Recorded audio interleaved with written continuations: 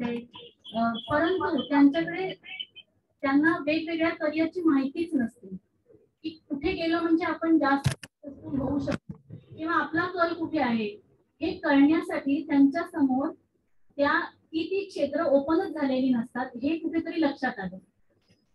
आपल्याकडे आपण बाहेरच्या काही कॉलेजेसच्या ऍडमिशन प्रोसिजर सुद्धा घेत असतो, म्हणजे ते कॉलेजेस आपल्याकडे आउटसोर्स करतात. तर त्या वेळेलाही असं लक्षात येतं की कितीतरी वेळेला मुलं फॉर्म भरायला येतात की आता मला FYBA चा फॉर्म भरायचा आहे किंवा FYBCom चा फॉर्म भरायचा आहे, परंतु ते भरत असताना सब्जेक्ट काय घ्यायचे हेच त्यांना माहिती नसतं किंवा कुठले सब्जेक्ट घेतले तर पुढे जास्त करिअर चांगलं त्याच्यासाठी उपयुक्त आहे. म्हणजे अशा पद्धतीने कशा पद्धतीने आपण पुढे गेल्यानंतर करिअरच्या वेगवेगळ्या वाटा आपल्याला सापडू शकतात हे या बाबतीमध्ये सगळे विद्यार्थी कन्फ्युज असलेले आम्हाला बघायला मिळाले.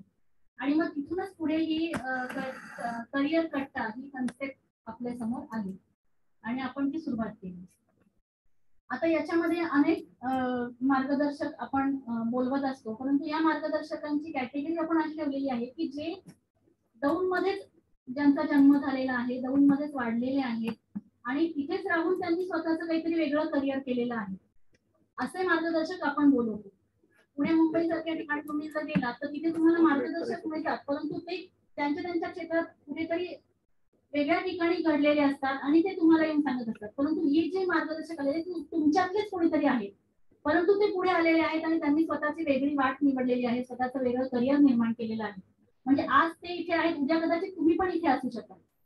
तर अशा पद्धतीने मार्गदर्शक आम्ही या ठिकाणी या कार्यक्रमामध्ये बोलवत असतो.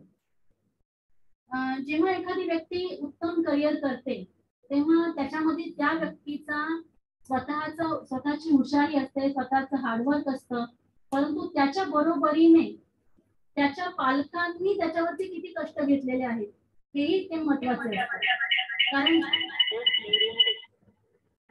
कारण पालक हा विद्यार्थ्याच्या जीवनाचा अविभाज्य भाग असतो आणि तो त्या विद्यार्थ्याला एकदम सुंदररित्या घडवू शकतो, हा एक याच्यामधला एक ऍस्पेक्ट आहे. म्हणून आपण काय करतो की त्या विद्यार्थ्यांबरोबर किंवा त्या करिअर घडलेल्या त्या व्यक्तीबरोबर त्यांच्या पालकांनाही आपण आमंत्रित करतो आणि त्यांनी तो विद्यार्थी घडवण्यासाठी कशा पद्धतीने कष्ट घेतले, काय केलं हे कळण्यासाठी पालकांसाठी सुद्धा हा कार्यक्रम अतिशय उद्बोधक असा ठरू शकतो. आजच्या आपल्या ज्या मार्गदर्शक आहेत त्या आहेत ऍडव्होकेट स्वरदा कबनूरकर. त्यांचा विषय आहे सायबर सिक्युरिटी आणि इथिकल हॅकिंग. आता कदाचित आपल्या सगळ्यांना हे शब्दच कदाचित नवीन वाटतील, कारण का हे करिअर अगदी नवीन आहे, परंतु अतिशय उत्तम अपॉर्च्युनिटीज ज्याच्यामध्ये पुढे जाऊन मिळू शकतात असं हे करिअर आहे आणि त्या संदर्भात ते आपल्याला सगळ्यांना मार्गदर्शन करणार आहेत. परंतु त्याआधी त्यांचे वडील श्री विनोद कबनूरकर यांना मी या ठिकाणी बोलवेन, कारण जेव्हा स्वरदाने ठरवलं की आपण काहीतरी वेगळी वाट चोखाळायची आहे, म्हणजे डॉक्टर, इंजिनियर किंवा अशा पद्धतीने जे ठराविक ठिकाणी लोक करिअर करतात त्या ठिकाणी हिने एकदम वेगळं करिअर केलेलं आहे. तर असं करत असताना तिच्या पालकांचा त्या करिअरमध्ये काय सहभाग होता किंवा कशा पद्धतीने त्यांनी तिला सपोर्ट केलं याविषयी सांगण्यासाठी मी स्वरदाचे वडील श्री विनोद कबनूरकर यांना आमंत्रित करते की त्यांनी त्यांचं मनोगत व्यक्त करावं.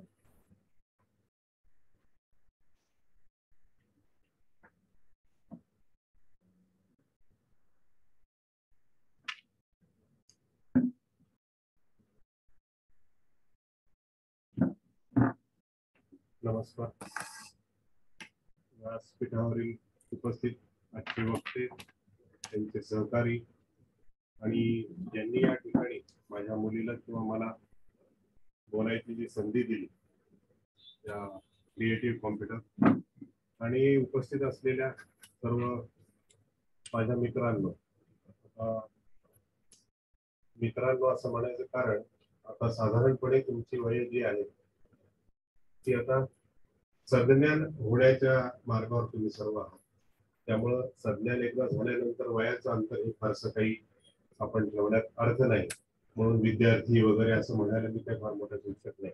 मुळामध्ये 2च मिनिटात सांगतो की मुलीला घडवताना आम्ही काय केलं. तर अगदी एका शब्दात सांगायचं म्हणजे खरं तर तिच्या जडणघडणी मागं तिच्या आईचा खरं सगळ्यात जास्त मोठा हात आहे. कारण ती स्वतः व्यवसायाने तिने दौंडमध्ये वकिली केली आणि नंतर सरकारी वकील म्हणून गेली 22 वर्षे ती काम करते. त्यामुळे तिला वकील करण्यामागं तिचा हात खरं तर मोलाचा आहे, त्यामुळे तिचा उल्लेख आधी आवश्यक आहे. माझा सहभाग म्हणाल किंवा पालकांचा सहभाग म्हणाल तर मी असं सांगेन की मुलांना काही करण्यापासून न अडवणे हा त्यांचा सगळ्यात महत्वाचा सहभाग आहे. मुलांना काय करायचंय ते बऱ्याच वेळा पालकच ठरवतात. तू इंजिनियर हो, तू डॉक्टर हो, तू वकील हो.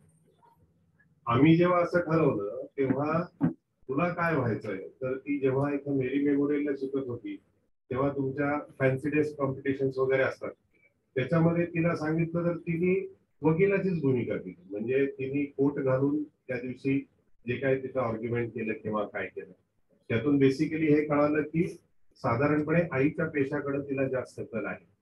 मी व्यवसायाने छायाचित्रकार आहे, आर्टिस्ट आहे, मी अभिनव मधनं माझं करिअर केलं. तर तिच्या समोर 2 ऑप्शन्स होते. जनरली कसं असतं की आई वडिलांचा व्यवसाय पुढे नेणे किंवा स्वतःच काहीतरी वेगळं करणे.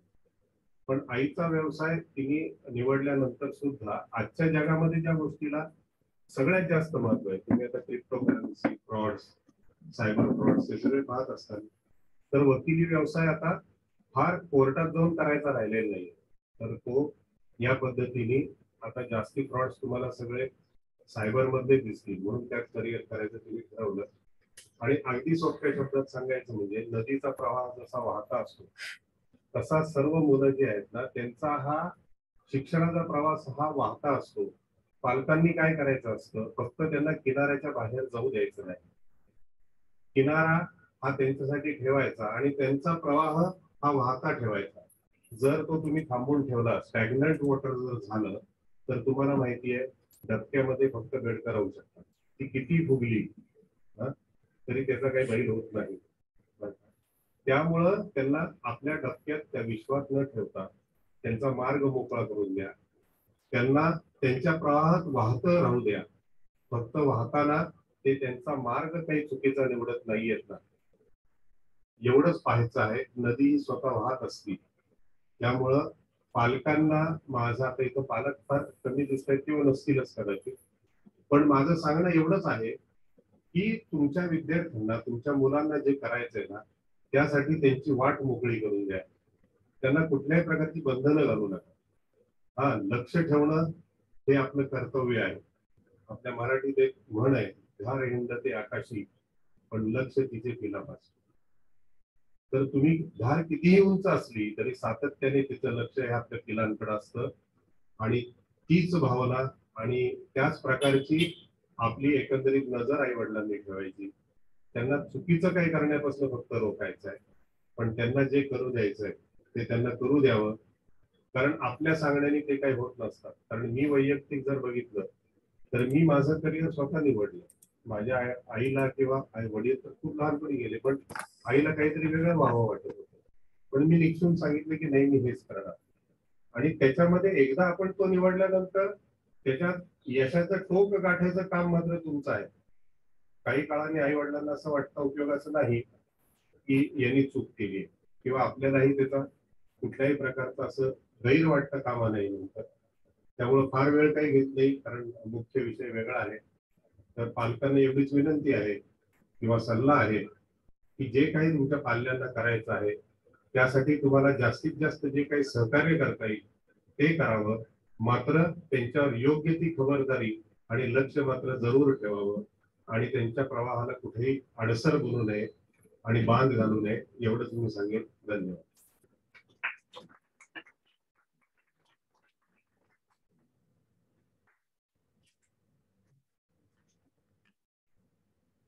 विनोद दादा बोलणार नाही असं म्हटले होते, परंतु बोलायला सुरुवात केल्यावर इतकं सुंदर बोलणार. खरोखरच आपण आता जरी पालक या ठिकाणी उपस्थित नसले तरी आपण हे युट्यूब वरती आपण अपलोड करणार आहोत, तेव्हा पालकांसाठी निश्चितपणे तुमचे विचार उपयोगी पडणार आहेत. यानंतर आपण आपल्या मुख्य कार्यक्रमाकडे वळणार आहोत. परदा कबनूरकर, ऍडव्होकेट परदा कबनूरकर यांची थोडक्यात ओळख करून देते. त्या ऍडव्होकेट आहेत, डायरेक्टर व्हाईट बँड असोसिएट नावाची त्यांची स्वतःची कंपनी आहे, त्याचे ते डायरेक्टर आहेत. सायबर लॉ कन्सल्टंट म्हणून त्या काम करतात, सायबर क्राईम इन्व्हेस्टिगेटर म्हणूनही त्या काम करतात, डिजिटल फॉरेन्सिक अनालिस्ट आहेत त्या, सायबर सिक्युरिटी अनालिस्ट आहेत, एथिकल हॅकर आहेत. शिक्षणाचं त्यांचं सांगत बसलेलं तर त्यांच्याकडे जवळजवळ 10 पदव्या आहेत त्यांच्या ह्या क्षेत्रातल्या, आणि त्यांचा वर्क एक्सपिरियन्स जवळजवळ 3 पानाचा आहे. तर एवढं सगळं जर मी सांगत बसले तर ते आपला कार्यक्रम इथेच आपली वेळ संपून जाईल. तर त्याच्यामुळे मी काय करते की आता डायरेक्टली त्यांना हँड ओव्हर करते आणि आपण त्यांच्याकडूनच जाणून घेऊया की त्या काय पद्धतीने काम करतात आणि कसं करतात. ठीक आहे, तो ओव्हर टू यू स्पर्धा. बसून बरं पडत. मान्यवरांना विनंती आहे की समोर बसूया आपण. खरं आहे, तिथं बसून घेतलं तरी चालेल ना. त्यांना पीपीटी चालू.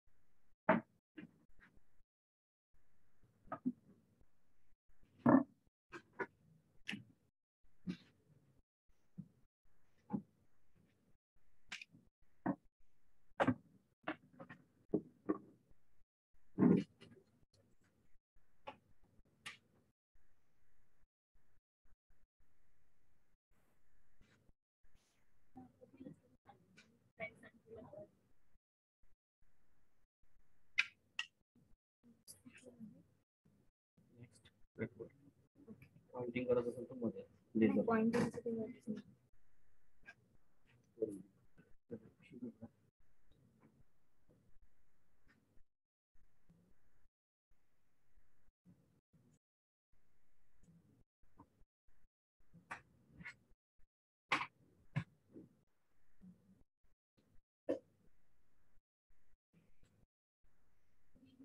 माझा आवाज येतो सगळ्यांना?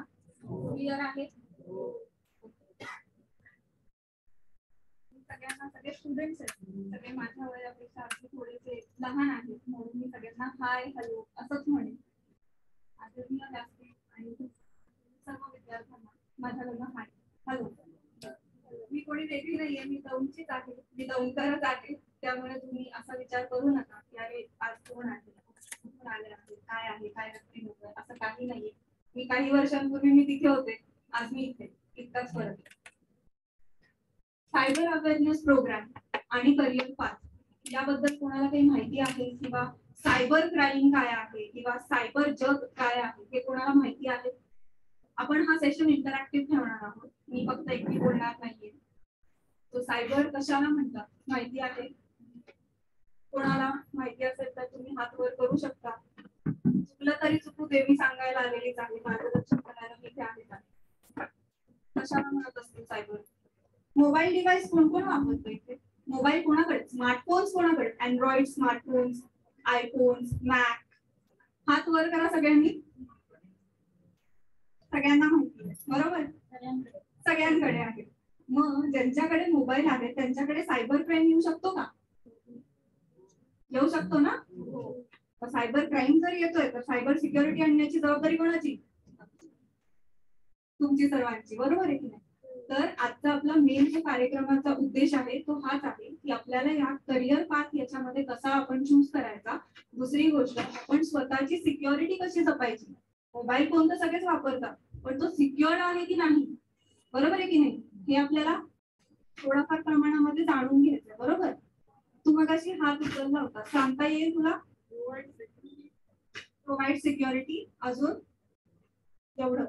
ओके, तर आता याच्यामध्ये सगळ्यात पहिल्यांदा मला सगळ्यांना सांगायचंय, इथे असं कोणीच नाहीये जे अगदी काय म्हणताय कीपॅड टोन असलेला मोबाईल वापरतात. इथे सगळ्यांकडे स्मार्टफोन, बरोबर? सगळ्यांकडे अँड्रॉइड आहे, सगळ्यांकडे स्मार्टफोन आहे. तर आपण टेक्नॉलॉजी मध्ये किती आलेलो आहोत ते आता आपण बघूया. सगळ्यात पहिला प्रश्न, सायबर सिक्युरिटी म्हणजे काय? कोणाला सांगता येईल सायबर सिक्युरिटी काय आहे? मगाशी त्यांनी एक उत्तर दिलं.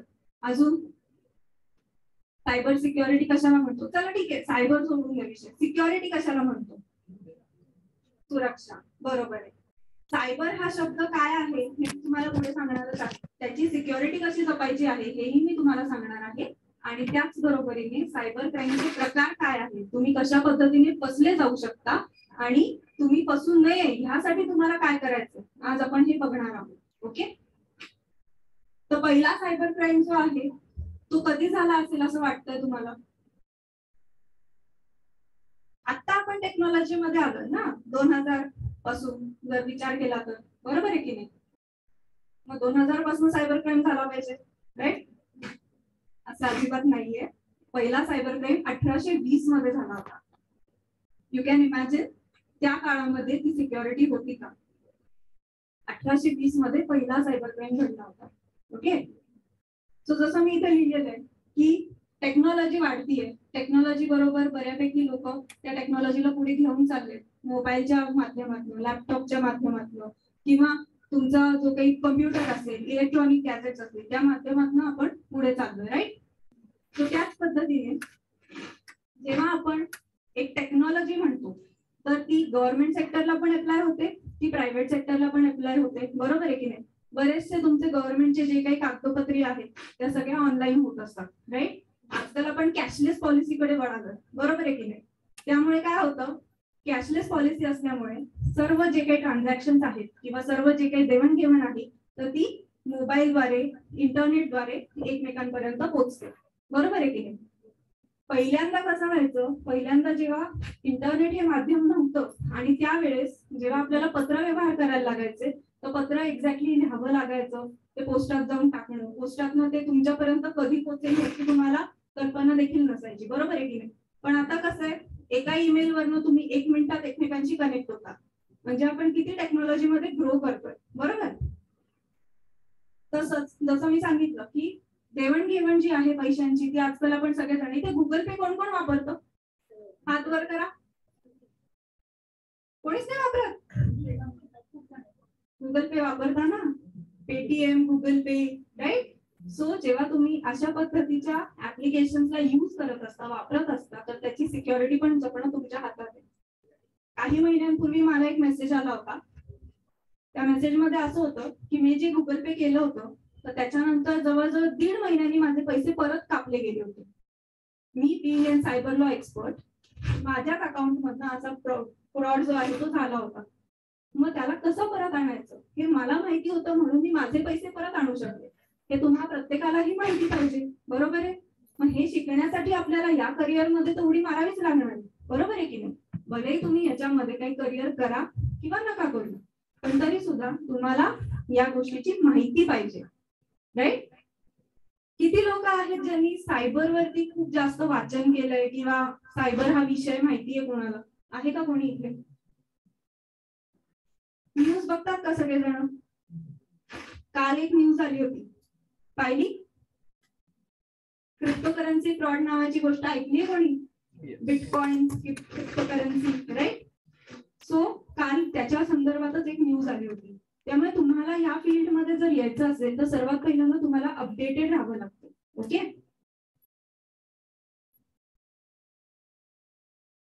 मोर दॅन लॅक्स आणि करोड लोक आज टेक्नॉलॉजी आणि इंटरनेट वापरतात. इंटरनेटच्या माध्यमातून आपण एकमेकांशी जोडले गेलेलो आहोत, राईट?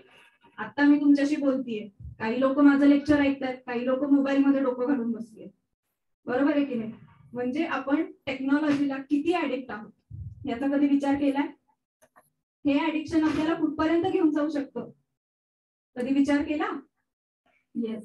सो टेक्नॉलॉजी ही वापरा, ती किती वापरली पाहिजे, काय लेवल पर्यंत तुम्ही ती हाताळली पाहिजे हे तुमच्या लक्षात यायला पाहिजे, right? Okay, so what is cyber crime? Cyber crime काय आहे तुम्हाला सांगता येईल का? तिथे वाचून नका सांगू. ओके, सायबर क्राईम काय आहे? नावातनं काय कळतं? आपण तर पेपरमध्ये वाचतो, आपण न्यूज मध्ये पण आपण वाचलेलं असेल किंवा मित्र पण म्हणतो, ए यार माझं फेसबुक अकाउंट हॅक झालं. येतात का अशा काही न्यूज? कधी फेसबुक वरनं मला फ्रेंड रिक्वेस्ट आली, मी ओळखत नव्हतो कोण व्यक्ती आहे, पण तरी सुद्धा मी ती फ्रेंड रिक्वेस्ट ऍक्सेप्ट केली. इंस्टाग्रामला लाईक्स वाढवण्यासाठी आपण कोणाचे प्रोफाईल नाही पाहायचं आणि आपण डायरेक्टली सगळ्यांना फॉलो करत राहायचं. किती लोक स्नॅपचॅट आणि इंस्टाग्राम युजर्स आहेत तिथे रेग्युलर? बस एवढेच? घाबरू नका, तुम्ही सांगा. त्यातनच आपल्याला आता हे बघा, जसं नाण्याला दोन बाजू असतात की नाही, तसंच सायबर फील्डला पण दोन बाजू आहेत. त्याचा उपयोग तुम्ही कसा करायचा हे तुम्ही ठरवायचंय.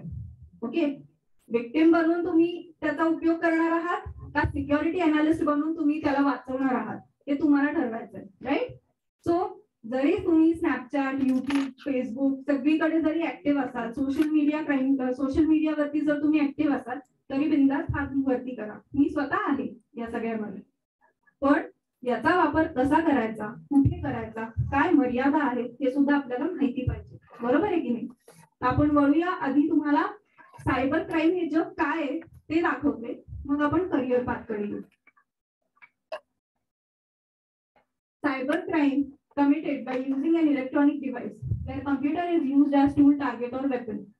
सायबर क्राईम ही एक अशी बाजू आहे जिथे कम्प्युटर असेल, लॅपटॉप असेल, कुठलाही इलेक्ट्रॉनिक डिव्हाइस असेल, इंटरनेटच्या माध्यमातून घडणारे गुन्हे म्हणजे सायबर क्राईम. आलं लक्षात? जसं मी सांगितलं की पहिला सायबर क्राईम जो होता तो 1820 मध्ये झाला होता, ते तिथे लिहिलेलं आहे. ओके, हा आहे आपला महत्वाचा मेन पार्ट, सायबर क्राईमचे टाइप्स काय काय. ओके, आता सायबर क्राईमच्या टाइप्स मध्ये पहिला टाइप आहे अनऑथोराइज्ड ऍक्सेस, त्यानंतर आहे आयडेंटिटी थेफ्ट, त्यानंतर आहे मोबाईल रिलेटेड क्राईम, त्यानंतर आहे हॅकिंग, त्यानंतर आहे वॉर ड्रायव्हिंग आणि सोशल मीडिया क्राईम्स. हे जे सायबर क्राईम्स आहेत हे आत्ताच्या इन्व्हेस्टिगेशन साठी मी जेव्हा जेव्हा गेलेली आहे मला फक्त एवढ्यामध्येच सायबर क्राईम आढळलेले. असं नाहीये, N number of cyber crimes आहे, पण सगळ्यात जास्त लोक जिथे शिकार होतात सायबर क्राईमचे विक्टिम म्हणून, तर ते हे सायबर क्राईमचे टाईप आहेत. ओके, अनऑथोराइज्ड ऍक्सेसच्या बाबतीत सांगायचं झालं, समजा तुमचं एक घर आहे, तुम्ही घराला कुलूप लावून कुठेतरी बाहेर गेलाय. ओके, आपल्याला खूप सवय असते, आपण कुठेही फिरायला जाताना प्रत्येक वेळेस सेल्फी काढायचा, पोस्ट करायचा, फेसबुकला टाकायचा. बरोबर आहे की नाही? आपल्या बरोबर व्हर्च्युअल लेवलच्या फ्रेंड्सला सुद्धा कळतं की आपण कुठे कुठे फिरतोय. बरोबर? त्याच मोमेंटला जेव्हा तुम्ही बाहेर एन्जॉय करत असता, फिरत असता, कोणीतरी तुमच्या घरामध्ये येऊन चोरी करतं आणि घरातल्या सर्व मौल्यवान गोष्टी घेऊन जातात. म्हणजे काय करतंय, तुमच्या परमिशन शिवाय तुमच्या घरात येणं आणि तुमचा सर्व जो काही डाटा असेल किंवा घरातलं काही सामान असेल किंवा सोनं नाणं असेल हे सगळं घेऊन जायचं. मग तुम्ही फिरून आल्यानंतर घरी येणार, तुम्ही बघणार आणि मग तुम्ही म्हणणार अरे माझ्या घरी चोरी झाली. मग तुम्ही पोलीस स्टेशनला जाणार, कंप्लेंट नोंदवणार. बरोबर? पण हे सगळं करताना कधी कोणाच्या मनात हे आलंय का की हे सगळं जे झालं ते माझ्या मूर्खपणामुळे झालंय? कारण नको ती इन्फॉर्मेशन, प्रायव्हेट इन्फॉर्मेशन तुम्ही सोशल मीडियावरती टाकता. त्यामुळे काय होतं, जेव्हा तुम्ही सोशल मीडियावरती अशा पद्धतीचे इन्फॉर्मेशन टाकता, लिटरली लोकांना तर अगदी क्लिअर कट कळतं की तुमची लोकेशन काय, तुम्ही कुठे जाताय, तुम्ही काय कपडे घातले, तुम्ही काय जेवलाय, तुम्ही किती लोकांबरोबर गेलाय, सगळी इन्फॉर्मेशन तुम्ही सोशल मीडियावरती ऍटिस प्रत्येकाला देता. आज मी एका कॅफेमध्ये जाऊन कॉफी पिऊन आले, मी ते पण टाकणार का? कोणासाठी, कोणाला दाखवायचं? हा सायबर क्राईमला एक काय म्हणता येईल, एक हाक मारली आहे की ये, मी आता तयार आहे, तू ये, तू क्राईम कर, तू घेऊन जा माझ्याकडचं सगळं. अशा इतक्या ऍटिस पद्धतीने आपण सर्व इन्फॉर्मेशन त्या हॅकर्सला किंवा त्या क्रिमिनल्सला देत असतो. आलं का लक्षात? तो पहिला आहे अनऑथोराइज्ड ऍक्सेस. सांगायचा उद्देश असा आहे, अनऑथोराइज्ड ऍक्सेस हा असा सायबर क्राईम आहे जिथे त्याला तुमच्या कंपनीमध्ये येण्यासाठी तुमच्या परमिशनची गरज नाहीये. तुमच्या कम्प्युटरमध्ये येण्यासाठी, तुमच्या मोबाईलमध्ये येण्यासाठी, तुमच्या इंटरनेटवर अटॅक करण्यासाठी, सायबर क्राईम साठी त्याला ती गरजच नाहीये, ती परवानगीची गरज नाहीये.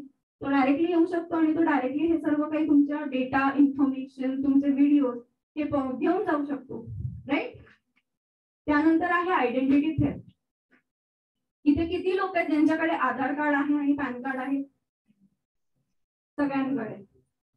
माहिती आहे, आधार कार्डची इन्फॉर्मेशन कम्प्युटरवरनं आरामात काढता येते. बरोबर आहे? आपण ऍटिस कोणालाही आधार कार्डची झेरॉक्स देतो, जर कोणी मागितली तर, बरोबर आहे. मग आपण कधी हा विचार केला का की जेव्हा आपण आधार कार्डची झेरॉक्स देतोय तेव्हा नक्की खरंच त्याची गरज कितपत आहे? कधी विचार केला?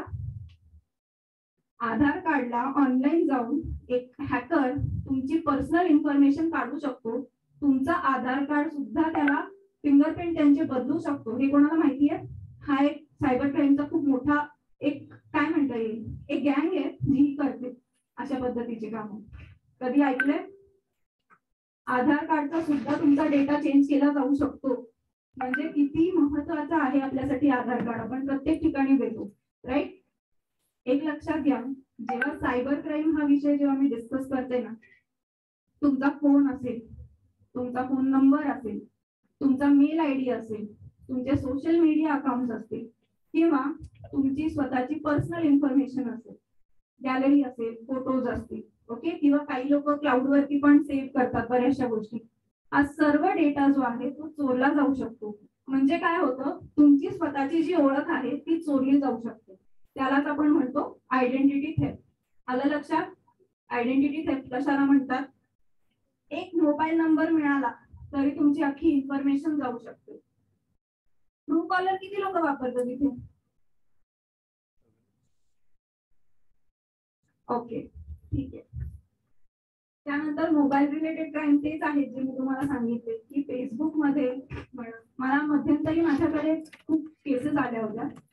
त्याच्यामध्ये 2 केसेस अशा होत्या, एक होतं इंस्टाग्रामची केस होती आणि दुसरी एक केस होती ती म्हणजे फेसबुकची केस होती. इंस्टाग्रामचे माझ्याकडे अशा केसेस आल्या, माझं इंस्टाग्राम अकाउंट हॅक झालंय, मला त्यांनी असं सांगितलेलं आहे की तुम्ही 50,000 भरा मग मी तुमचं इंस्टाग्राम अकाउंट अनलॉक करून देईन. फेसबुकच्या केसेस अशा आल्यात माझ्याकडे की एखाद्यानी अननोन फ्रेंड आहे कोणीतरी, त्यांनी रिक्वेस्ट पाठवली आहे आणि मुलं इथून काहीही न बघता, प्रोफाईल नीट न वाचता फेसबुकला त्याची रिटर्न रिक्वेस्ट जी ती एक्सेप्ट करतात. एक्सेप्ट केल्यानंतर ते मेसेंजर वरती मेसेज करतात, तिथून व्हॉट्सअपला नंबर तुमचा एक्सचेंज होतो आणि व्हॉट्सअपला जाऊन तिथून तुमचा पूर्ण डेटा जो आहे तो घेतला जातो आणि त्या बदल्यामध्ये ते लोक तुम्हाला फसवतात. असे पण फ्रॉड झालेले आहेत. अशाही केसेस अनेक वेळा आलेल्या आहेत. कोणाला आल्यात अशा फ्रेंड रिक्वेस्ट अननोन ज्यांना तुम्ही ओळखतच नाही? असं कधी केलंय, कधी पाहिलंय किंवा कधी ऐकण्यात आलंय ना? येस. सो या पद्धतीने सुद्धा जे सोशल मीडिया क्राईम्स आहेत ते होतात. ओके, हॅकर्स आता मेनली फेसबुकला टार्गेट करतात किंवा क्रिमिनल्स जे आहेत ते सुद्धा फेसबुकला जास्त टार्गेट करतात. ओके, त्यानंतर आहे हॅकिंग. हॅकिंग सेम आहे, इट्स लाईक अनऑथराइज्ड ऍक्सेस. तुमच्या परमिशन शिवाय तुमच्या डिव्हाइस मध्ये यायचं आणि तुमच्या सर्व इम्पॉर्टंट फाईल्सला करप्ट करायचं आणि फाईल्स उडवून टाकायच्या.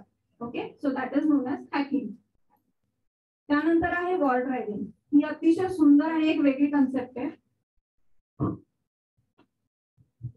हॅलो, ही अतिशय सुंदर आणि वेगळी कन्सेप्ट आहे. बेसिकली वॉर ड्रायव्हिंग हा एक असा प्रकार आहे, आपण आपल्या घरात बसलेलो आहोत, घरात सगळ्यांकडे वायफाय आहेत का?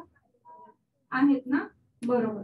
तर आपल्या घरामध्ये जेव्हा वायफाय आपण लावतो आणि आपण वायफाय थ्रू कनेक्टेड असतो, बाहेर एखादी गाडी जर सारखी जात असेल, कार असेल, बाईक असेल किंवा सायकल असेल, जर तुम्ही त्या व्यक्तीला सारखं सारखं जाताना पाहिलं तर वॉर ड्रायव्हिंग हा एक असा प्रकार आहे की चालत्या गाडीतनं तुमचा इंटरनेटचा ऍक्सेस मिळवला जातो, तुमचं इंटरनेट चोरलं जातं आणि तुमच्या इंटरनेटच्या नेटवर्कच्या माध्यमातून सायबर क्राईम हा घडवला जातो. This is known as war driving. अनेक वर्ष हे वॉर ड्रायव्हिंग जो प्रकार आहे तो युएसए मध्ये चालत होता. रिसेंटली 2016 पासून वॉर ड्रायव्हिंग इंडियामध्ये सुद्धा चालू झालेला आहे. वॉर ड्रायव्हिंग मध्ये आपण कारमधनं लोक जाताना त्यांच्या गाडीमध्ये काय असतं, वेगवेगळे गॅजेट्स असतात आणि तिथून ते तुमचा पूर्ण इंटरनेट सिक्युरिटीचा जो नेटवर्क आहे तो ते ग्रॅब करतात, तो हॅक करतात. Okay, so this is also one of the type ज्याला आपण वॉर ड्रायव्हिंग म्हणतो. त्यानंतर सोशल मीडिया क्राईम्स आहेत, जसं मी सांगितलं इंस्टाग्राम असेल, व्हॉट्सअप, त्याच्यानंतर स्नॅपचॅट आहे. ओके, तुम्ही किती लोक गुगल क्रोम फक्त युज करता आणि बाकी कुठलंच डिव्हाइस युज नाही करत? आय मीन दुसरं कुठलंही चॅनल? किती लोक आहेत की फक्त क्रोम युजर्स जास्त आहे तिथे? सगळे जण. त्यात इनकॉग्निटो टॅब किती लोक वापरतात? वापरताना, आणि नंतर आपण डिलीट करून टाकतो. गुगलची हिस्ट्री पण इनकॉग्निटो टॅबला हिस्ट्री नाही दिसत, पण गुगलला हिस्ट्री दिसते, गुगल क्रोमला, राईट. आपण तिथून जो डेटा आहे तो डिलीट करतो. सगळ्यांना असं वाटतं की आपण इथून डेटा डिलीट केला तर डेटा डिलीट होतोय, पण तो खरंच होतो का? कुठे जातो मग डेटा? गुगल ऍक्टिव्हिटी मध्ये जातो. आणि जर गुगल ऍक्टिव्हिटी मधनं आपण डेटा काढून टाकला तर आपल्याला डेटा मिळू शकतो? काय वाटतंय? मिळू शकतो? कसा मिळू शकतो? कसा मिळू शकतो? एकमेकांचे नका बोलू, मला सांगा, मला पण नवीनच कळेल. कसा मिळेल?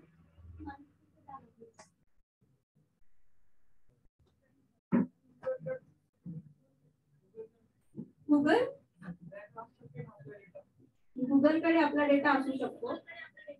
हा, ओके, फाईन, ठीक आहे. गुगलकडनं डेटा मिळवणं इतकं सोपं असतं नाही. त्याला पत्रव्यवहार लागतात, त्याला तुम्हाला रिझन द्यावं लागतं, बरोबर आहे की नाही?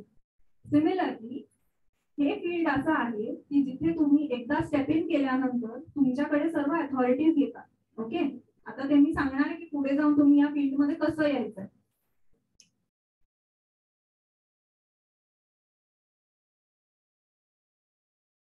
ओके, सो मेन मुद्दा आपला आहे की सायबर सिक्युरिटी. आज जर आपण इंटरनेटला सिक्युअर केलं तर चान्सेस आहेत का की आपला डेटा लीक होऊ शकतो किंवा आपला डेटा चोरीला जाऊ शकतो? आहे? नाही.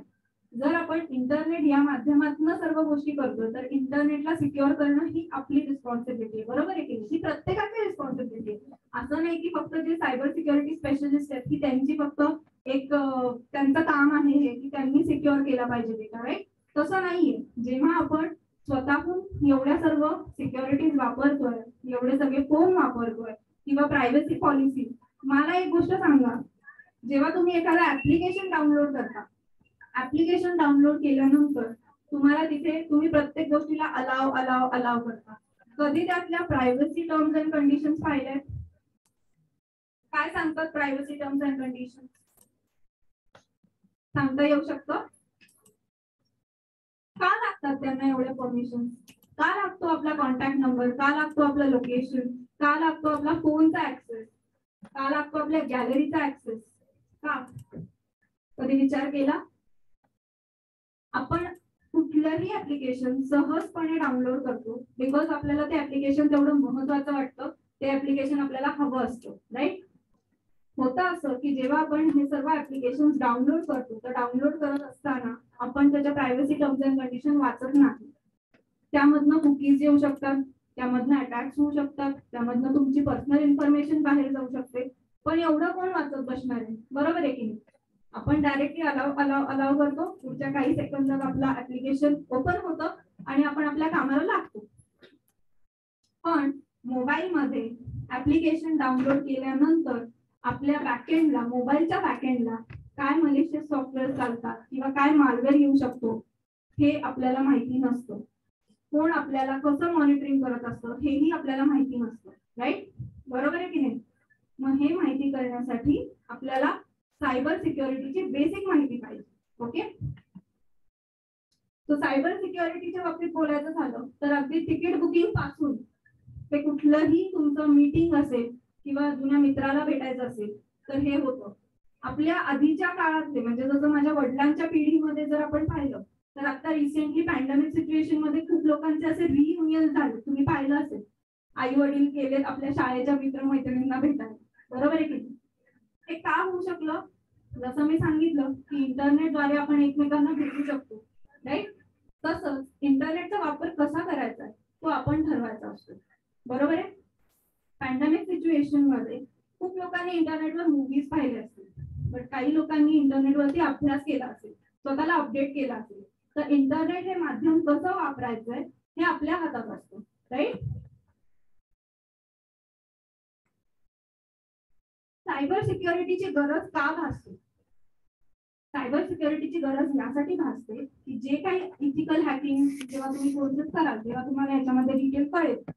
पण सायबर सिक्युरिटी मध्ये सगळ्यात महत्वाचा पार्ट असा आहे की स्वतःला सिक्युअर करणं, स्वतःच्या नॉलेजला सिक्युअर करणं, तुम्ही जे काही डिव्हाइसेस वापरता, तुम्ही जे काही गॅजेट्स वापरता, तर ते तुम्ही स्वतःहून सिक्युअर केले पाहिजे. ओके, कारण जर तुमचे गॅजेट्स जर तुम्ही सिक्युअर नाही केले तर तुमची पर्सनल लाईफ सुद्धा हॅकरकडे जाऊ शकते. ती कशी, तर तुम्ही स्वतःहून ही माहिती त्यांना प्रोव्हाइड करता म्हणून. बरोबर आहे की नाही? येस. सो सायबर सिक्युरिटीमध्ये सर्वात जास्त गरज आपल्याला सिक्युरिटीची आहे. असं नाहीये की फक्त हे आपण इंडिव्हिज्युअल पर्सनल लेवलवरती करतोय, ऑर्गनायझेशनच्या बाबतीतही तीच गोष्ट आहे. जसं आता तुम्ही क्रिएटिव्ह कम्प्युटरला आलाय, राईट? क्रिएटिव्ह कम्प्युटरकडे तुम्ही मॅडमकडे एवढे सर्व कोर्सेस शिकता. जर मॅडमच्याकडच्या डिव्हाइसेस सिक्युअर्डच नसतील आणि तुमचा डेटा जर तिथून बाहेर जात असेल तर तुम्ही विचार करू शकता की हॅकर्सला किंवा सायबर क्रिमिनल्सला किती प्रकारे डेटा जो आहे तो मिळू शकतो, राईट? बरोबर आहे की नाही? मग यासाठी आपल्याला काय करायचंय, तर आपल्याला डेटा सिक्युरिटी सुद्धा करणं गरजेचं आहे. ओके, सिक्युरिटीचे मेन ऑब्जेक्टिव्ह काय? बेसिकली सिक्युरिटी ही 3 पायांवरती उभी आहे. पहिला आहे कॉन्फिडेन्शियलिटी, दुसरा आहे इंटिग्रिटी आणि तिसरा आहे अवेलेबिलिटी. तुमचा डाटा कॉन्फिडेन्शियल आहे की नाही, त्यानंतर तुमचा डाटा कोणी अनऑथराइजली ऍक्सेस करताय की नाही, आणि तुमचा डाटा सिक्युअर नसल्यामुळे किती प्रमाणामध्ये अवेलेबल आहे. या 3 गोष्टींवरती तुमचं अख्खं सायबर सिक्युरिटी हे उभा आहे. हे 3 पिलर्स आहेत. ओके, जसं मी सांगितलं की इथे असलेले सर्व जणांची एक रिस्पॉन्सिबिलिटी आहे. Being a citizen of India, आपण सर्वांनी सायबर सिक्युरिटीची रिस्पॉन्सिबिलिटी घेतली पाहिजे. ती कशी घ्यायची? आम्ही का घेऊ? आम्हाला नाही माहिती, आम्ही नाही शिकलो, बरोबर? पण तुम्ही सायबर सिक्युरिटीच्या बाबतीत बोलता, एखादं ऍप्लिकेशन डाउनलोड करत असाल, ऑनलाईन एखादी गोष्ट बघत असाल, तर तुम्ही थोडस सावधानतेने पुढे जायचंय. ओके, कारण खूप लोकांना ही सवय असते मोबाईल बेडरूम मध्ये घेऊन जायचा, मोबाईल असा ठेवायचा आणि आपल्या सर्व ऍक्टिव्हिटीज करायच्या. कधी कोणी हे पाहिलंय? जुने सॅमसंगचे फोन्स असायचे ज्याच्यामध्ये काही मोबाईलच्या माध्यमातून कॅमेऱ्यातनं आपले फोटो काढले जायचे आपोआप. कधी पाहिलंय ना? येस. सो मोबाईल जेव्हा तुम्ही रूम मध्ये घेऊन जाता, जेव्हा गर्ल्स सुद्धा इव्हन जेव्हा तुम्ही मोबाईल वरती एवढं सगळं वापरता, तुम्ही थोडस कॉशियस राहिलं पाहिजे. ओके, बिकॉज कॅमेरा जो आहे हा खूप घातक असतो. मोबाईलचा जो कॅमेरा आहे हा खूप घातक असतो. बिकॉज जेव्हा तुम्ही रूम मध्ये जाता, तुम्ही समजा सेल्फी काढत असाल किंवा तुम्ही मोबाईल मध्ये एखादी ऍक्टिव्हिटी करत असाल, तुम्हाला माहिती नाहीये तुम्हाला कोण ऑनलाईन मॉनिटरिंग करताय. बिकॉज पडद्याच्या पाठीमागे व्यक्ती कोण आहे हे तुम्हाला माहिती नाहीये. तुम्ही ऑनलाईन मॉनिटरिंग केलं आहे तुमच्यावर की नाही हेही तुम्हाला माहिती नसतं, राईट? पण त्यासाठी तुम्ही काय केलं पाहिजे? मोबाईलमध्ये अँटीव्हायरस टाका, मोबाईलला स्कॅन करत राहा कंटिन्यू, राईट? का? कारण ते गरजेचं आहे. ओके, मोबाईलमध्ये जे अनवॉन्टेड ऍप्लिकेशन्स आहेत ते तुम्ही डिलीट करा. काहीच गरज नाहीये. प्रत्येक ऍप्लिकेशन आपल्या मोबाईलमध्ये यायलाच पाहिजे असं काही आहे का? नियम आहे का? नाही. त्यामुळे जेव्हा तुम्ही अशा पद्धतीने एखादं ऍप्लिकेशन यूज करत असाल तर तुम्ही त्याची पूर्ण माहिती घ्या आणि त्यानंतर ते ऍप्लिकेशन यूज करा. ओके, आता मी येते मेन करिअर पाथकडे. बेसिकली करिअर पाथकडे यायच्या आधी मी माझं स्वतःचं तुम्हाला एक छोटस करिअर मी कसं चूज केलं हे मी तुम्हाला एक एक्सपिरियन्स म्हणून सांगते. लहानपणी मी खूप सीआयडी बघायचे आणि सीआयडीतले एसीपी प्रद्युमन जसे इन्व्हेस्टिगेट करायचे ना तसं मला व्हायचं होतं. आणि दुसरं म्हणजे डॉक्टर साळुंके जसं फॉरेन्सिक करतात तसं मला फॉरेन्सिक करायचं होतं. लहानपणापासून हे डोक्यात होतं की मला फॉरेन्सिक करायचंय. पण त्या काळामध्ये दौंडमध्ये एवढ्या सुविधा नव्हत्या. 12वी नंतर फक्त दौंडला बीएससी बीकॉम किंवा बीए असायचं, याच्या पलीकडे काहीच ऑप्शन्स नव्हते. 12वी नंतर मी जेव्हा पहिल्यांदा लॉला ऍडमिशन घेतली, आम्ही जसं ठरवलं की आम्ही लॉला मी ऍडमिशन घेणार आहे, मी ऍडमिशन लॉला घेतली. फर्स्ट इयर माझं कम्प्लीट झालं. सेकंड इयरला माझे जे प्रिन्सिपल आहेत त्यांनी मला सांगितलं की तू सायबर फील्ड मध्ये काहीतरी कर. मग सायबर फील्ड हे डोक्यात होतं पण मी कधी त्या फील्डकडे जास्त विचार केला नव्हता. त्यानंतर थर्ड इयरला मी एक कॉन्फरन्स अटेंड करायला गेले आणि तिथे तुमच्यासारखेच मी असेच बसले होते, लेक्चर ऐकत होते आणि ज्या मॅडमनी मला लेक्चर दिलं त्या मॅडमला मी इन्स्पायर झाले. बिकॉज ती फॉरेन्सिक अनालिस्ट होती आणि ती सायबर क्राईम इन्व्हेस्टिगेटर होती. तिचं बोलणं ऐकून मला कुठेतरी असं वाटलं की आपण हा कोर्स केला पाहिजे. मग मी तिचा कॉन्टॅक्ट नंबर घेतला आणि त्यानंतर मी हा कोर्स केला. हा कोर्स केल्यानंतर मला असं जाणवलं की एवढा एक फक्त कोर्स करून फायदा नाहीये. मला जर ह्या फील्डमध्ये टिकायचं असेल तर मला अजून प्रत्येक वेळेस अपडेट होणार, डेव्हलप कसं करायचं हे आपल्या हातात असतं, राईट. तसंच सायबरमध्ये मी तुम्हाला सगळंच सांगणार आहे की करिअर पाथ कसा आहे, त्यानंतर तुम्हाला काय अपॉर्च्युनिटीज मिळू शकतात, करिअर अपॉर्च्युनिटीज काय काय असू शकतात, खरंच या फील्डमध्ये जॉब आहेत का. तर हे सर्व प्रश्नांची उत्तरं मी तुम्हाला देणार आहे. बेसिकली सायबर सिक्युरिटी हा एक शब्द नसून याच्यामध्ये अनेक टाइप्स आहेत. जसं की ऍप्लिकेशन सिक्युरिटी आहे, त्यानंतर नेटवर्क सिक्युरिटी आहे, ऑपरेशनल सिक्युरिटी आहे आणि इन्फॉर्मेशन सिक्युरिटी आहे. तर हे आहेत सायबरचे 4 महत्वाचे टाइप. ओके, आता आपण येऊया मेन वळणावरती. जर समजा तुम्ही सायबर मध्ये करिअर करायचं म्हटलं तर सायबर मध्ये तुम्ही कुठल्या क्षेत्रामध्ये करिअर करू शकता. सायबर सिक्युरिटीचं नॉलेज घेतल्यानंतर तुम्ही सायबर क्राईम इन्व्हेस्टिगेटर बनू शकता, सायबर अनालिस्ट बनू शकता, बँकेमध्ये सायबर सिक्युरिटी एक्सपर्ट बनू शकता, त्यानंतर तुम्ही IT कंपनीज मध्ये सिक्युरिटी अनालिस्ट म्हणून काम करू शकता. प्लस इथिकल हॅकिंग जेव्हा तुम्ही शिकाल तर सेम इथिकल हॅकिंगचे पण हेच मुद्दे आहेत. याच पद्धतीने तुम्ही कंपनीमध्ये काम करू शकता. आणि तुम्ही पाहू शकता की प्रत्येक जसं नेटवर्क सिक्युरिटी इंजिनियर त्यांची सॅलरी काय आहे, 4 lakh to 8 lakh per annum. Cyber security अनालिस्टची सॅलरी काय आहे, 5 to 6 lakh per annum. Security आर्किटेक्टची सॅलरी काय आहे, 17 ते 22 लाख. सायबर सिक्युरिटी मॅनेजरची काय आहे तर 12 लाख. चीफ इन्फॉर्मेशन सिक्युरिटी ऑफिसरची 23 लाख आहे आणि इथिकल हॅकरची 5 ते 6 लाख. असं नाहीये की या फील्डमध्ये जेव्हा तुम्ही शिक्षण घेता तर कोर्स कम्प्लीट केल्यानंतर आपण पुढे काहीच करू शकत नाही, आपल्याला कोणी जॉबच देणार नाही, असं नाहीये. बिकॉज आपण कुठलाही कोर्स पहिल्यांदा यासाठीच करतो की आपल्याला जॉब मिळावा, राईट. तसंच सायबर सिक्युरिटी जेव्हा तुम्ही शिकाल किंवा या फील्डमध्ये तुम्ही याल त्याच्यानंतर तुम्हाला भरपूर अपॉर्च्युनिटीज आहेत की तुम्हाला जॉब्स मिळू शकतात. ओके, मग तुम्ही ते IT फील्डमध्ये करू शकता, तुम्ही पोलिसांना मदत करू शकता, तुम्ही स्वतःची फर्म जशी माझी आहे तशी तुम्ही स्वतःची फर्म सिक्युरिटी ओपन करू शकता. त्यानंतर तुम्ही हॉस्पिटल्सला प्रोव्हाइड करू शकता सिक्युरिटी, किंवा तुम्ही बँकेला सिक्युरिटी प्रोव्हाइड करू शकता. ऍज अन इन्व्हेस्टिगेटर अनालिस्ट तुम्ही जाऊ शकता. सो यू कॅन इमॅजिन की किती सारे विंग्स तुमच्यासाठी ओपन आहेत. सिमिलरली जेव्हा आपण सायबर फॉरेन्सिकच्या बाबतीत बोलतो, सायबर फॉरेन्सिकला पण सेम आहे. तुम्ही कंपनीमध्ये ऍज अन फॉरेन्सिक अनालिस्ट म्हणून जाऊ शकता, तुम्ही स्वतः फॉरेन्सिक करू शकता, तुम्ही पोलिसांना सुद्धा मदत करू शकता, राईट. सो हे महत्वाचे पॉइंट्स आहेत जे तुमच्या करिअरला डेव्हलप करतील.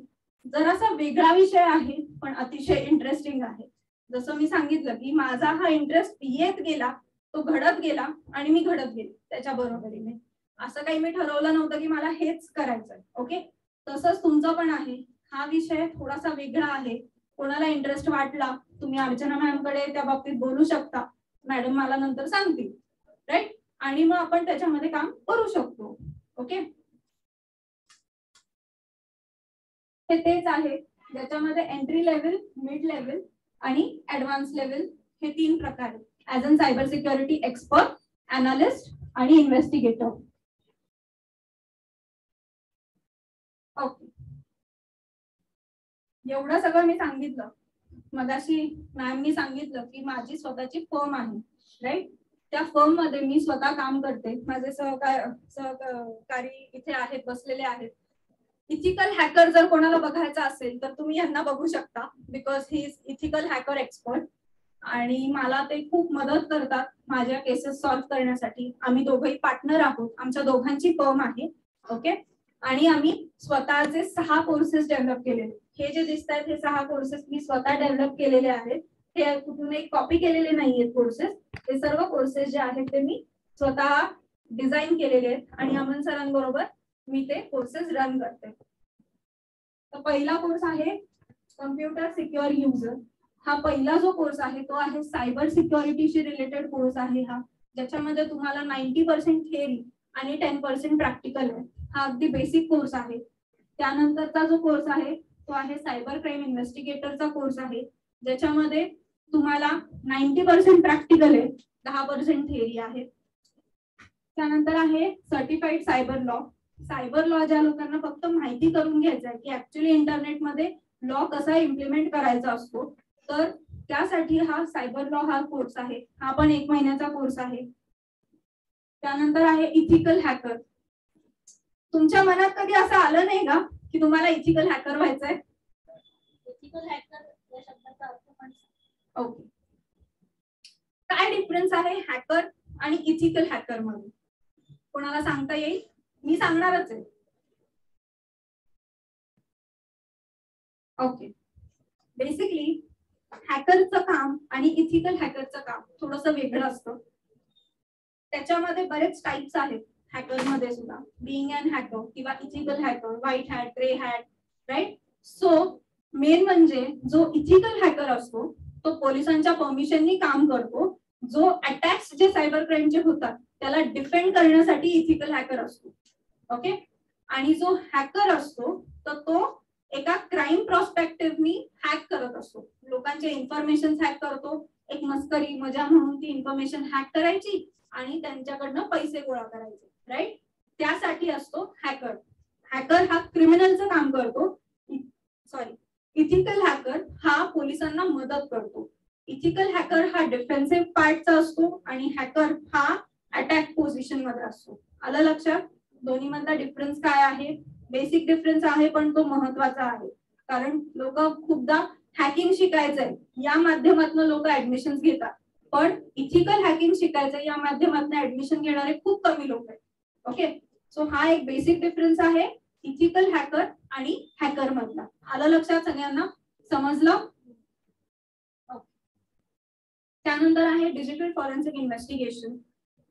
हा पार्ट असा आहे की हा लॉ मध्ये सगळ्यात शेवटचा पार्ट आहे, कारण जो माणूस फॉरेन्सिक करतो त्याचा पूर्ण जो काही डेटा आहे किंवा जो रिपोर्ट फॉरेन्सिक एक्सपर्टनी बनवलेला असतो तो कोर्ट ऑफ लॉ मध्ये प्रेझेंट होतो. ओके.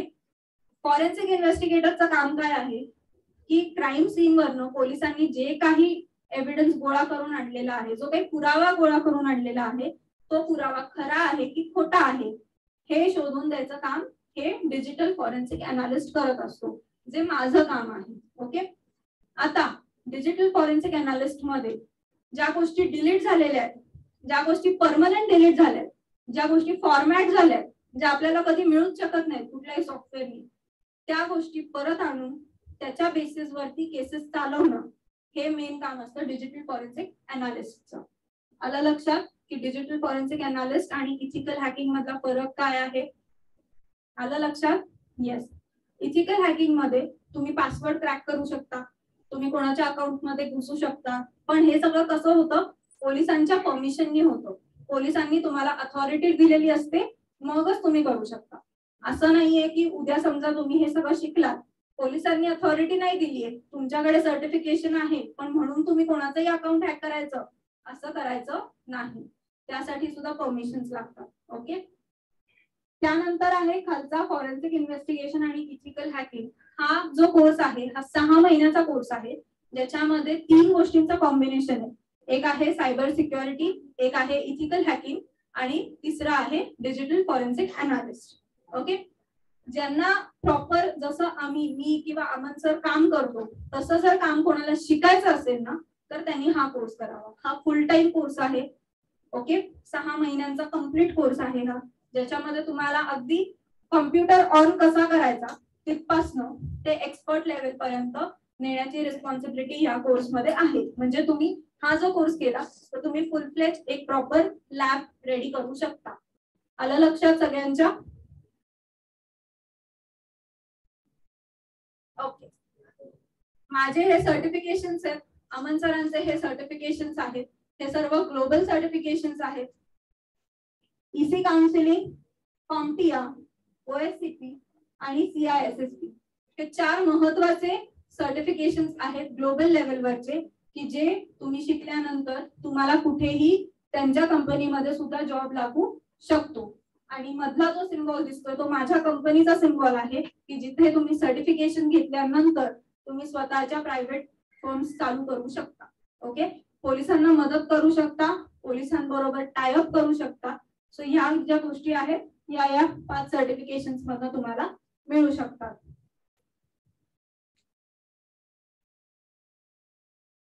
हे प्रॉपर सर्टिफिकेशन आहेत. याच्यामध्ये अजून एक CSU आहे, रेड हॅट आहे, इंटरनॅशनल फॉरेन्सिक सायन्स आहे. EC काउन्सिलिंगच्या बद्दल नाव ऐकलं असेल तुम्ही सगळ्यांनी. ऐकलंय कोणी EC काउन्सिलिंगचं नाव? आत्ताची ग्लोबल लेवलची सगळ्यात टॉपमोस्ट इन्स्टिट्यूट आहे जी तुम्हाला इथिकल हॅकिंग आणि हॅकिंग फॉरेन्सिक इन्व्हेस्टिगेशन शिकवते. पण ती इथे नसल्यामुळे, ती अब्रॉडला असल्यामुळे तिथे जाऊन करणं काही ते शक्य नाहीये.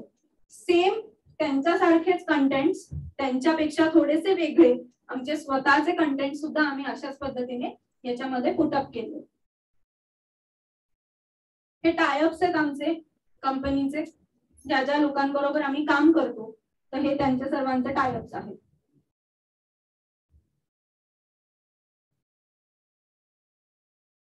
ही माझी इन्फॉर्मेशन आहे, खाली अमन सरांची इन्फॉर्मेशन आहे, त्याच्या खाली मोबाईल नंबर आहे, आमची वेबसाईट सुद्धा आहे. तुम्हाला कोणाला फोटो काढायचा असेल तर काढून घ्या.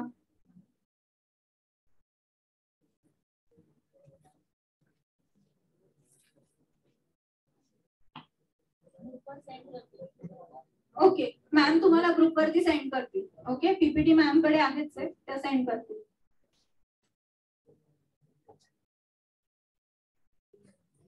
हे माझे स्लोगन्स आहेत. wherever you serve online, you will always leave a digital footprint.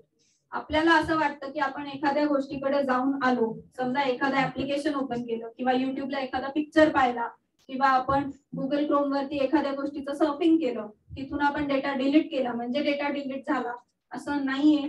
जेव्हा जेव्हा तुम्ही तिथे जाता, तुमचे डिजिटल फुटप्रिंट्स हे मागे नेहमी राहतात, हे लक्षात ठेवा. सो सर्च करताना विचार करून सर्च करा. त्यानंतर cyber safety should always be an ongoing conversation. असे अनेक कार्यक्रम झाले पाहिजेत. अर्ध्या तासामध्ये मी तुम्हाला सायबर सिक्युरिटी या अख्ख्या शब्दाचा मिनिंग जे आहे ते मी तुम्हाला सांगू शकत नाही बेसिकली, कारण हा खूप मोठा वास्ट सब्जेक्ट आहे सायबर सिक्युरिटी. त्यातल्या त्यात बॉर्डर लाईनला टच करून जेवढं येता येईल तेवढं मी तुम्हाला सांगायचा प्रयत्न केलाय कमी वेळेमध्ये. त्यानंतर safety starts with awareness and awareness starts with you. मी अपेक्षा करते की आज तुम्ही जे काही लेक्चर ऐकलं आहे त्यामध्ये तुम्ही थोडेफार अवेअर झाला असाल. हे एक नवीन फील्ड तुमच्या पुढे आलं असेल, राईट? आणि या नवीन फील्ड मध्ये असे काही चान्सेस आहेत जिथे तुम्ही स्वतः काम करू शकता. थोडासा इंटरेस्टिंग पार्ट आहे. सो त्या हिशोबाने तुम्ही याच्यामध्ये येऊ शकता, राईट? आणि तुम्ही सुद्धा समाजामध्ये माझ्यासारखा अवेअरनेस स्प्रेड करू शकता, राईट? ओके, कोणाचे जर काही प्रश्न असतील ऑलवेज वेलकम. मी आहे इथे तुम्हाला उत्तर द्यायला. मी आहे, अमन सर आहेत. येस, आहेत वाटतं काही प्रश्न तुम्ही विचारू शकता, करिअर विषयी विचारू शकता. विचारायचं असेल तुम्ही विचारू शकता.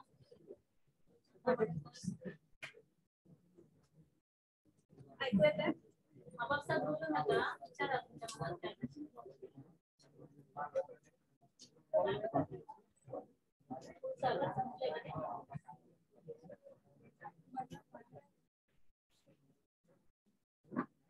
एकदम वेगळं करिअर आहे हे ऍक्च्युली बरं का, पण तरी तुमच्या मनात प्रश्न कसे काय उपस्थित झालेले नाहीयेत असं मला वाटतंय.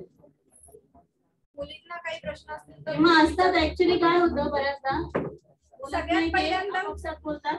सगळ्यात पहिल्यांदा तर मला हे सांगायचंय की तुम्ही कम्फर्टेबली माझ्याशी बोला. जोपर्यंत तुम्ही ओपन अप होऊन बोलणार नाही तोपर्यंत मी तुमच्या प्रश्नाला उत्तर देऊ शकत नाही. जे काही मनात प्रश्न असेल तुम्ही विचारू शकता. काही असेल तरी मॅडम उत्तर देतील.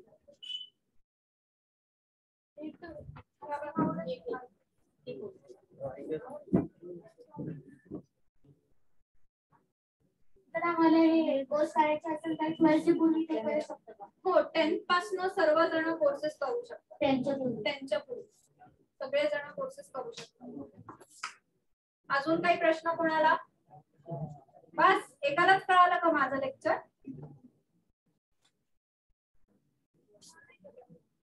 प्रश्न प्रत्येकाच्या मनात आहे, पण कोणी बोलायचं धाडस करत नाही. माझ्या मागेपासून बोलताय. सगळ्यात महत्वाचं काय आहे, क्रिएटिव्ह कॉम्प्युटरनी अशा प्रकारचा हा जो काही उपक्रम राबवलाय, खरं त्यांचं अभिनंदन करायला पाहिजे. कारण मुळात त्या दौडसारख्या ज्या वेळेला आम्ही शिक्षण घेत होतो त्यावेळेला आम्हाला अशा काही संधी असतात, म्हणजे त्या काळी कदाचित सायबर सिक्युरिटी नसेल, पण अन्य काही अनेक अशा संधी असू शकत होत्या की ज्याला आम्ही त्यावेळेस करिअर म्हणून निवडू शकलो असतो. पण दौंड सारख्या ठिकाणी ते माहीतच होत नव्हतं की जगात काय चाललंय किंवा काय. आज क्रिएटिव्ह कॉम्प्युटरने तुमच्या समोर पंचपक्वान्नांचं म्हणजे 56 भोगचं ताट वाढवून ठेवलेलं आहे. तुम्हाला काय आवडतंय ते तुम्ही खायचंय, पण तुम्हाला आधी माहिती पाहिजे की माझ्या पानात काय आहे आणि मला सॅटिस्फॅक्शन कशात आहे, हा पदार्थ मला आवडतो. असं जसं जेवताना आपण एखाद्या गोष्टी चूज करतो ना, तसं या करिअरच्या बाबतीत आहे. माझ्या समोर काय वाढून ठेवलंय हे मुळात तुम्हाला कळायला पाहिजे. आणि त्यासाठी मला वाटतं मिसाळ सरांचे, त्यांचे क्रिएटिव्ह कॉम्प्युटरचे तुम्ही खरं वैयक्तिकरित्या सुद्धा आभारी असायला पाहिजे की तुमच्या समोर या करिअर संधी त्यांनी उपलब्ध करून दिलेल्या आहेत. प्रत्येक वेगवेगळे विषय. आणि आणखीन एक विशेष अभिनंदनाची गोष्ट म्हणजे दौंडमध्ये जे घडले त्यांना त्यांनी या ठिकाणी जी संधी दिली आहे ना, त्यासाठी खरं तर त्यांचं विशेष कौतुक केलं पाहिजे. आता मुलीने तुम्हाला जे लेक्चर दिलं त्याच्यामध्ये तिने सुरुवातीला हे करिअर का निवडायचं, तर यात एवढ्या प्रकारचे धोके आहेत. म्हणजे हे फक्त सामान्य माणसांना, म्हणजे आज मोलकर्णीपासून ते ऑफिसर पर्यंत प्रत्येक जण मोबाईल वापरतो, कॉम्प्युटर वापरतो, टीव्ही वापरतो किंवा इंटरनेट वापरतो. तर त्यासाठी अगदी डोअर स्टेप आपल्या दारात हे सर्व गुन्हे आलेले आहेत. आणि त्या संदर्भात इथून पुढं हे करिअर तुम्हाला खूपच चांगलं आहे. तिने निवडलं म्हणून असं नाही, पण अनेक संधींपैकी एक आहे. तर त्यासाठी तुम्ही प्रयत्न करा आणि कुठलेही प्रश्न असतील तर मोकळेपणाने विचारा. कारण अज्ञानात राहून आणि आपल्या मनात प्रश्न ठेवून काहीच होत नसतं. तर शंका असेल, कितीही साधा प्रश्न असो, अगदी बाळगोत असला तरी विचारा. आता विचारावा नाही वाटला तर कॉन्टॅक्ट नंबर मॅडम देतील, तर तुम्ही वैयक्तिक सुद्धा केव्हाही भेटून किंवा फोनवर विचारू शकता. थँक्यू.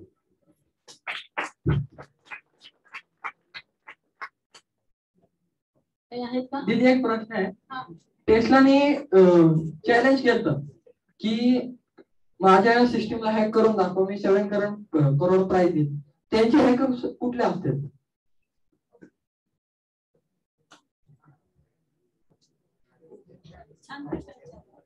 हे बघ, पहिल्यांदा तर तुझं अभिनंदन की तू खूप चांगला प्रश्न विचारलास. दुसरी गोष्ट मला सगळ्यांना हे सांगावंसं वाटेल की जे हॅकर्स लोक असतात त्यांच्यामध्ये पण कॅटेगरायझेशन असतं. एक वेगवेगळ्या पातळीवरती हॅकर लोक काम करत असतात. असं नाहीये की एकच हॅकर असतो आणि तोच हे सर्व काम करतो. त्याची बुद्धिमत्ता, त्याचे स्किल्स कसे आहेत त्याच्यावरती हे डिपेंड करते. राईट. जो तुझा प्रश्न आहे तर त्याचं उत्तर हेच आहे की हॅकर्स जे आहेत त्यांची वेगळी लेवल असते. त्यांचे रोजचे प्रॅक्टिकल्स, त्यांचे स्वतःचे प्रॅक्टिस, त्याच्यानंतर त्यांचे स्वतःचे स्किल्स, ते स्वतः नवीन काय शोधून काढतात. सो या पद्धतीनेच या हॅकिंग करिअर मध्ये तुम्ही वरती जाऊ शकता. असं नाहीये तुम्हाला दाखवणारं फक्त आउटलाईन एक हॅकिंगची असते, पण त्याच्यामध्ये प्रॅक्टिस किती करायची, कशी करायची आणि नवीन टार्गेट्स कसे आपण ओपन करायचे हे सुद्धा त्याच्यामध्ये दिलं जातं. त्यामुळे काय होतं की जेव्हा तुम्ही स्वतःहून एवढी प्रॅक्टिस करता तेव्हाच तुम्ही तसे चांगले हॅकर्स बनवू शकता. आलं लक्षात? अजून कोणाला काही प्रश्न आहेत हॅकिंग विषयी, इथिकल हॅकिंग विषयी? काय जग असेल हे? प्रश्न सगळ्यांच्या मनात आहेत, ते दिसतं पण आहे, पण कोणी बोलत नाही. हा, तुम्हाला जरी काही क्वेश्चन्स असतील जे तुम्हाला सगळ्यांसमोर विचारायचे नसतील तर पर्सनल नंबर तर आहेच तुमच्याकडे. अर्चना मॅडम कडे पण तुम्ही जरी प्रश्न लिहून दिले तरी ते माझ्यापर्यंत पोहोचतील आणि त्याचं उत्तर तुमच्यापर्यंत पोहोचेल ही माझी जबाबदारी. ओके. अजून काही कोणाला विचारायचंय लेडीज मध्ये? कसं वाटलं हे फील्ड? कसं वाटलं एक छोटस आउटकम याचा कसा वाटला? प्रश्न जरी नसतील तरी पण तुम्हाला आजचं लेक्चर कसं वाटलं याविषयी पण काहीतरी बोलू शकतो. काहीतरी वेगळं कळालं का? नेहमीच्या पेक्षा काहीतरी वेगळा शब्द कानावर पडले का? डॉक्टर, इंजिनियर, आणि तेच तेच आपण नेहमी ऐकतो, बरोबर आहे? किंवा पीएससी करा, आपलं पीएससी केमिस्ट्री करा, कुठेतरी कंपनीमध्ये लागला. म्हणजे अशा पद्धतीने जे नेहमी जे आपल्या कानावर करिअर पडतात त्याच्यापेक्षा थोडंसं वेगळं करिअर आपण आज बघितलंय. मे बी असं असू शकतं की खूपच वेगळं ऐकल्यामुळे प्रश्न लगेच मनात उत्पन्न होत नसतील, असंही असेल. तुम्ही याच्यावर विचार करा पूर्ण लेक्चर वरती, आणि त्याच्यानंतर जर सपोज तुम्हाला काहीतरी हे कोर्सेस सुद्धा आपण मॅडम घेतात, तर त्याच्यामुळे त्याविषयी सुद्धा तुम्हाला जर इंटरेस्टेड असाल तुम्ही, तर आपण त्याच्यावरती नक्की काहीतरी काम करूया पगारपैकी. तर त्याच्यामुळे मला असं वाटतं की आता सध्या तरी कोणाच्या मनात काही प्रश्न नसतील, किंवा असतील तर ते नंतर सांगतो. स्वर्गाला विनंती आहे की तुम्ही सांगा.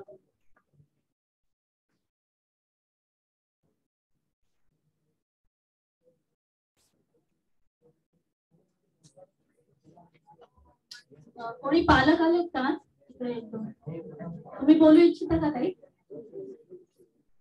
बोलू शकताय काही? पालकांच्या दृष्टीने मला एक ऍस्पेक्ट माझा होता या कार्यक्रमाचा. काही बोलणार आहात? आणखीन कोणी आहे पालक?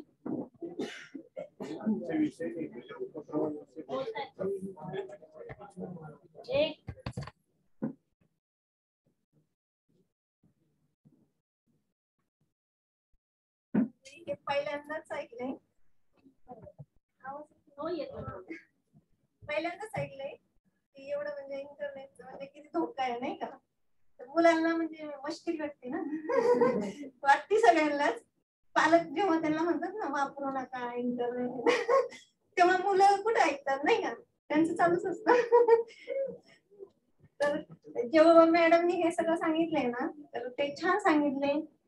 करिअरच्या बाबतीत पण छान आहे. पण ह्याला काहीतरी कोर्स करायचा तर त्याला पण फी असेल.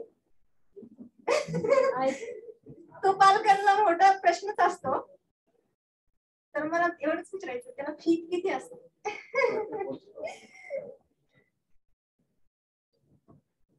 पालकांचा एकदम महत्वाचा मुद्दा त्यांनी सांगितला बरं का. खरं तर कारण मुलांना खूप काही शिकायचं असतं, परंतु पालकांचा बघण्याचा दृष्टिकोन थोडा वेगळा असतो. पण एक मात्र आहे की, बोलू का रे? तुला बोलायचं असेल तर तू बोलू शकतो.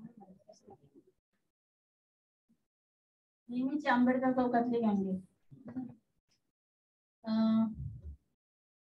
काय बोलत होते मी आता?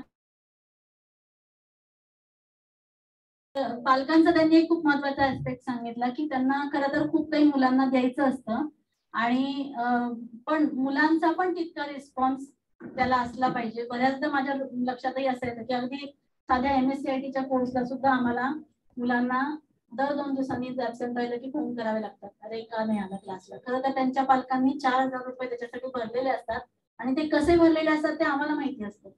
खूप कष्टातून पालक पैसे भरतात, परंतु मुलांना थोडस त्याचं गांभीर्य थोडस कमी असतं. तर तसंही काही होऊ नये, आणि या कोर्सच्या फीच्या संदर्भामध्ये तुम्हाला पर्सनली कॉन्टॅक्ट केला जाईल जर तुमच्या मुलीला हा क्लास करायचा असेल. तर आपण निश्चितपणे एकदा भेटूया आणि आपण ठरवूया याच्या संदर्भामध्ये, जे असेल ते तुम्हाला मी अपडेट्स देते. आणखीन काही कोणाला बोलायचं आहे आणखीन? तर आपण थांबूया इथे. ठीक.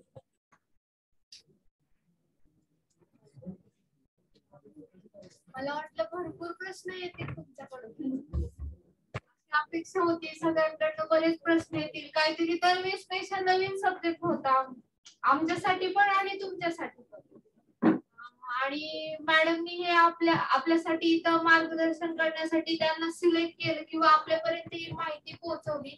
त्यासाठी मी मॅडमचं म्हणजे खूप आभारी आहे की ही माहिती आपल्यापर्यंत आली. आणि दौंड सारख्या ठिकाणी खरंच ही माहिती मिळत नाही. आम्ही कॉलेज लेवलला असताना एवढ्या लेवल पर्यंत माहिती कधीच तुम्हालाही अजून कोणी सांगितलेली नसणार आहे. तर अपेक्षा होती की तुमच्याकडून बरेच क्वेश्चन यायला पाहिजे होते, पण कदाचित लॉकडाऊन मुळे तुम्ही पण लॉकडाऊन झालं नाही. थोडस याच्या रिलेटेड अजून मिकी व्हायरस म्हणून मूवी आहे, कोणी पाहिला असता तर अजून जास्त क्वेश्चन आणि खूप इंटरेस्ट वाटला असता त्याच्यामध्ये तुम्हाला. ठीक आहे, तुम्हाला सर्फिंग करायची तर भरपूर सवय, पण थोडस आपल्या स्टडीच्या रिलेटेड किंवा करिअरच्या रिलेटेड सर्फिंग केलं तर तुम्हाला तुमच्या आयुष्यामध्ये खरंच चांगला फायदा होईल त्याचा सगळ्यांनाच. ठीक आहे, तर मग मी आता या कार्यक्रमाचं आभार प्रदर्शन करण्यासाठी नितीन साळवे सरांना विनंती करते की त्यांनी या कार्यक्रमाचं आभार प्रदर्शन करावं.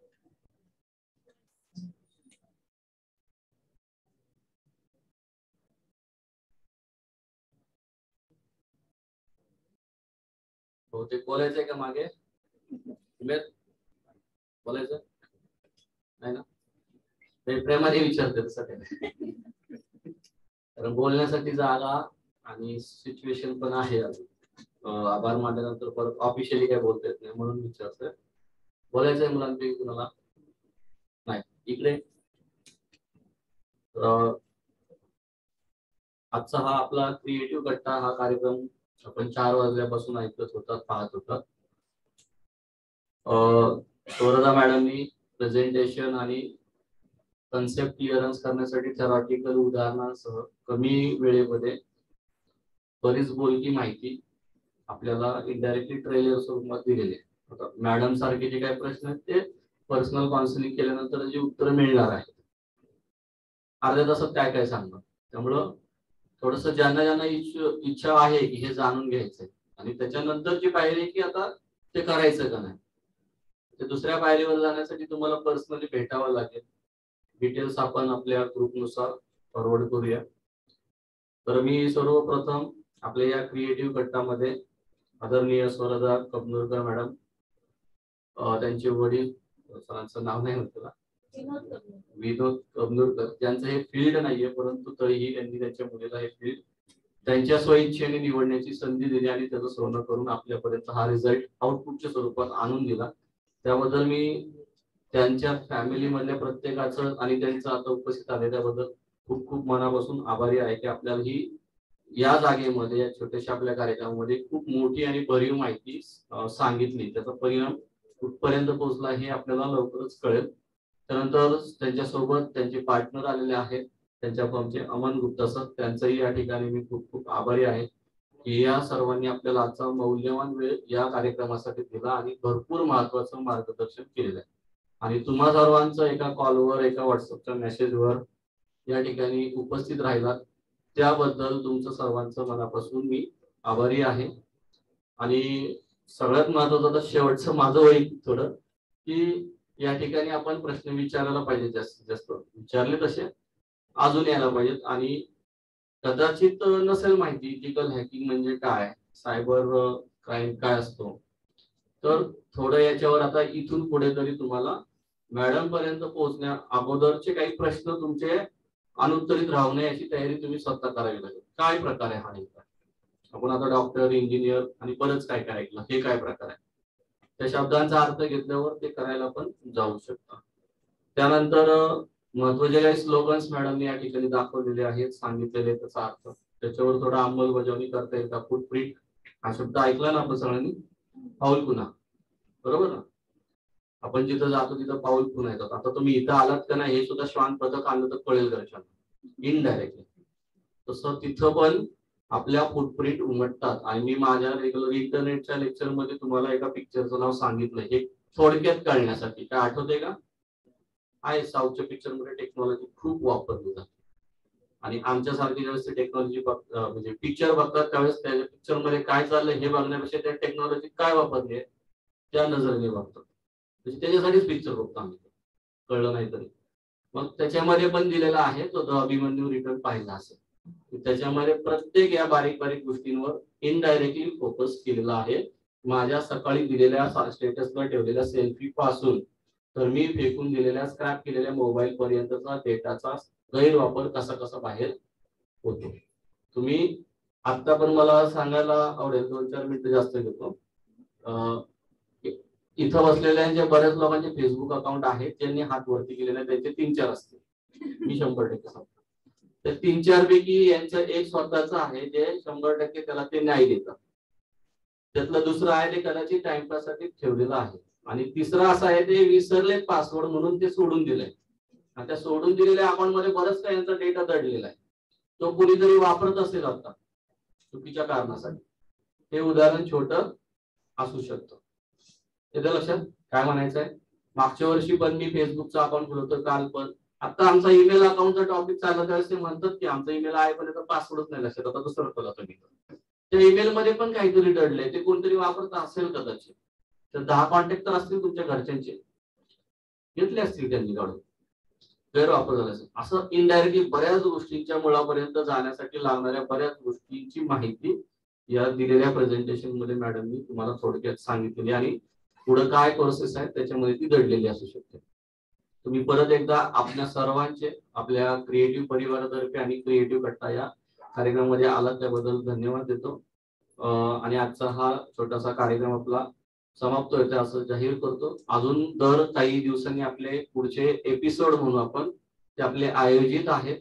त्याच्यामध्ये अजून एक ऍडव्होकेट आहेत जे अजून वेगळ्या विषयाला हात घालणार आहेत. त्यांचंही आपण मार्गदर्शन घेणार आहोत की वेगवेगळ्या छोट्या मोठ्या कंपन्यांमध्ये छोट्या मोठ्या कामगारांवर छोटे मोठे अन्याय होत राहतात आणि त्यांनी कोणाकडे दाद मागायची, त्यांचं नॉलेज कसं वाढवायला लागेल किंवा त्यांनी काय करावं किंवा का सहन करतात ते, किंवा त्याला वाचा फोडण्यासाठी लागणाऱ्या सोल्युशन, ज्याला पॉश कायदा असं म्हटलेलं आहे, त्यावर माहिती घेण्यासाठी आपण आमंत्रित करतो पुढचे जे काही मान्यवर असतील ते. त्यानंतर एक प्रयत्न असा आहे की आम्ही ट्रेन जाताना येताना पाहतो किती लोकांच्या आई किंवा वडील रेल्वेत कामाला आहेत तिथं ड्रायव्हर म्हणून, एकाचे दोघांचे. मग ते लेडीज आहेत, त्यांनाही आणायचा प्रयत्न आहे त्यांच्या तारखा पाहून की लेडी ड्रायव्हर त्यांचा एक्सपिरियन्स त्यांनी त्यांचं करिअर त्या क्षेत्रामध्ये कसं केलं. अपकमिंग आहे, तुम्ही क्लासमध्ये असाल नसाल तुम्हाला मेसेजेस येणार आहेत. इंटरेस्ट वाटला लगेच फोन करून किंवा तो गुगल फॉर्म भरून आपलं रजिस्ट्रेशन करायचं आणि जॉईन व्हायचं. ओके, आणि तो मेसेज पूर्ण वाचायचा, हे सगळ्यात महत्वाचं. रजिस्ट्रेशन लिंक दिसली की आम्हाला कशाला तरी मी ऍडमिशन घेतो याचा फील येतोय आणि मला फोन येतात कशाचं ऍडमिशन सर, फी किती याला, असं झालं काल रात्रीपर्यंत. सर याला फी किती, मी फॉर्म भरतोय आता. ठीक आहे, वरती वाचायचं की मार्गदर्शन कार्यक्रम आहे आपला. क्रिएटिव्ह कट्टा शब्द ऐकला की आता लक्षात ठेवायचं की फ्री मध्ये पण आपल्याला खूप मौल्यवान आहे आणि किंमत देऊन म्हणजे काही मोजावी लागली किंमत त्याच्यापेक्षा मौल्यवान आहे आपल्याला तो भेटणार आहे सगळं आपल्या भाषेमध्ये. तर सर्वांच्या मनापासून आभारी आहे मी आणि हा कार्यक्रम आता पूर्णपणे संपला असं जाहीर करतो. अगोदर लेडीज बाजू सगळे हळूहळू काय सांगायचं सूचना नाही, उद्या रविवारची सुट्टी आहे क्लासला, त्या बाजूचे लोक हळूहळू उठून बाहेर जातील. Okay, thank you.